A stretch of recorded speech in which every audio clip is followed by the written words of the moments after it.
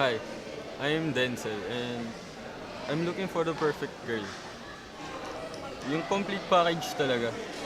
Actually, may date nga kami ngayon eh. Pero medyo late siya. Hi, I'm Maxo. Nakilala ko si Denzel sa photography class namin. Ah, Classmates kami. Yun lang. Ang pala niya yung Maxo. Actually, nakadalawang dates na kami. Ah, okay naman siya. Maganda. Kamusta ka na? Okay lang. Ano nga pala schedule mo next time? Wala akong class every Tuesday. Saturday. Meron. Meron. Saan ka nga pala galing kanina? Class.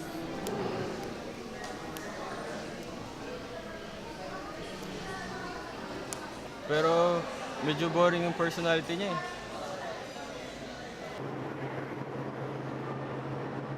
Hi, I'm Kiana.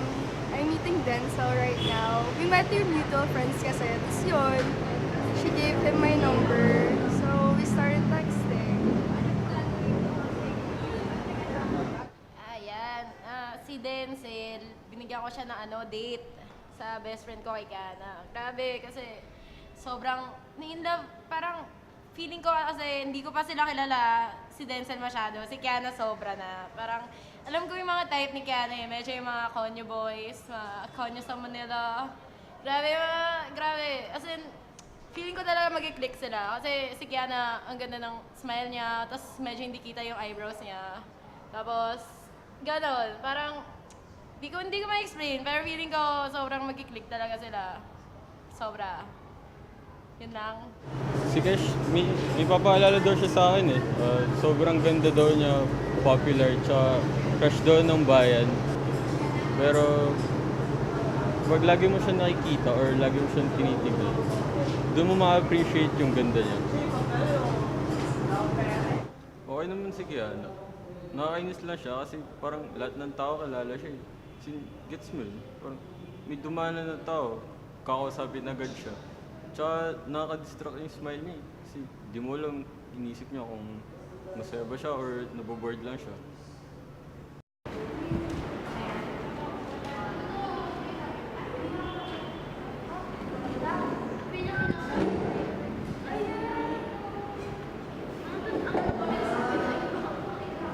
Hi, I'm Andrea. I blog about clothes and art. I'm really into a lot of things. Like, why are you looking at me like that? Something on my face? What? Am I boring?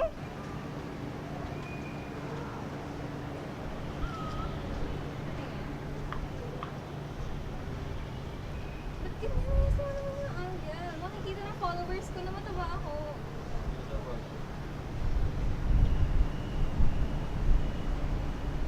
Ako kasi yung girl na alam mo yun, madaming pinag-iisipan.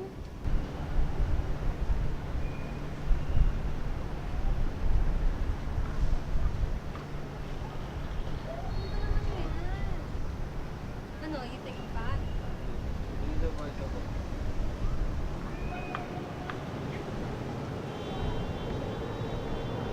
Sometimes I'm so conscious, I can't even sleep at night. Kasi iniisip ko yung lahat ng sinabi ko nung araw na yun. Lahat na lang ng bagay pinapansin niya. Pati yung mga angles tsaka post niya sa pictures. Nakatakot nga siya ligawan eh. Kasi masyado siya nag-overthink. Hi, I'm Hai. I met Denzel at a party that I was spinning in, and he came up to me and said he thought my beats were fresh and my tracks were cool, so we just clicked.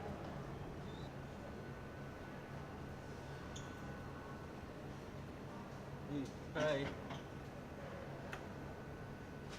Hi. Oh my God, nandito ka na pala. Hi. Kamusta naman? Okay lang. Kailan nga pala next gig mo? Huh? Kailan nga pala next gig mo? Sa Black Market.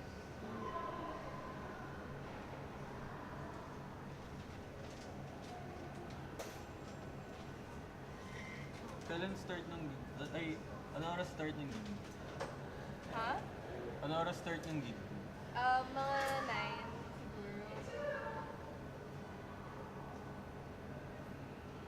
Palagi na lang niya pinapaulit sa akin mga sinasabi ko. Wala nga ata siya naiintindihan eh. Parang wala nga akong kausap. Ayun ko, nakakainis. Hi, Sam. What's up? Nice lang. Okay, cool. Because today I just went through another boring class. Hi, my name is Sam. I'm studying film in CSV and I live in Pasig. My hobbies are drawing, I like painting, and I like cooking, and I like baking, and sometimes I'm into pottery and all that. You know, all that shit, all those clay stuff, so good. And Ang hirap niyang kausapin. As in. Salita lang siya ng salita. I'm actually into a lot.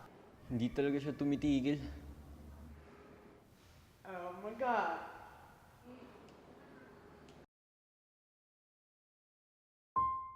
Gusto ko nang sumuko.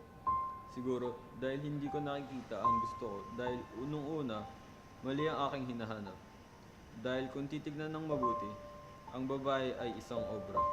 Isang sining na hindi dapat minamaliit o iniinda dahil lahat sila kakaiba. Noon, sa aking mga mata, ang iba ay mali, hindi tama. Isang malaking dumi sa malinis na puting damit, ngunit sa mga pagkakaiba nila, tsaka ko lang napagtanto na kahit na ang dumi sa isang malinis na damit ay minsan ring obra. Ang bawat pitik, ang bawat nunal, ang bawat isa ay isang sining na hindi dapat kailan may binabaliwala. Hindi ko na kailangan maghanap pa ng taong perpekto o taong kukumpeto sa akin. Dahil darating din ang araw na mahanap ko rin ang taong obra para sa akin.